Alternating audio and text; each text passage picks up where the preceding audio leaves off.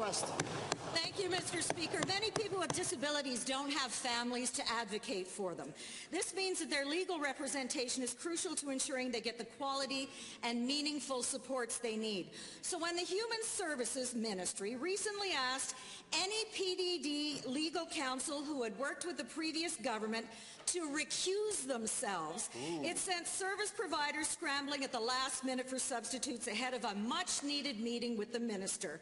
To the Minister of Human Services, forcing service providers to find alternate legal counsel before one of the few meetings you agreed to is more than a little mean-spirited. What do you think? Honourable Member. Minister of Human Services. Thank you, Mr. Speaker, and thank you, Member, for the question. It's an important issue, and today my ministry legal team will be meeting with ACDS, which is the representative umbrella organization for 139 service providers, and they will work to deal with all issues relating to the procurement in the new contract. Thank you. First supplemental. Mr. Speaker, given that, according to one family member of a person with disabilities, what they've seen from the Human Services Ministry isn't collaboration, it's petty bullying. And if not for the resourcefulness of this community, they would have had to cancel one of the very few meetings they had with you. Can the Minister of Human Services tell us whether this shameful behavior is what service providers and stakeholders can expect in the future? Hear, hear. Thank you, Mr. Speaker.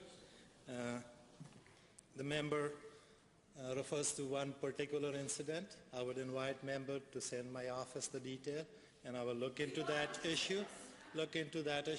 Second thing, we took a collaborative approach, like one example, PDD Standard 8, that were slammed by the previous government on service providers.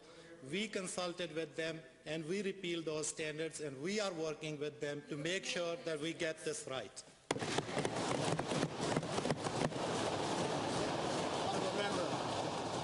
And my last question, Mr. Member, do you have a preamble? Because we're after question 5. You were an awfully length before you got to the question. So when you use this one, please be more conscious of that. Thank you, Mr. Speaker. My last question, Mr. Speaker, is to the Premier.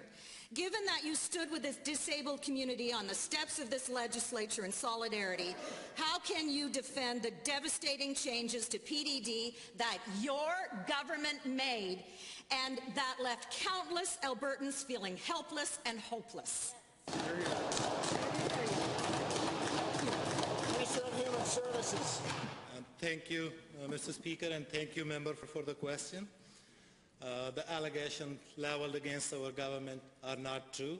We are working with the community to resolve all issues that include PDD safety standards that were imposed on the community, that include procurement, and that include all issues that matter to that community.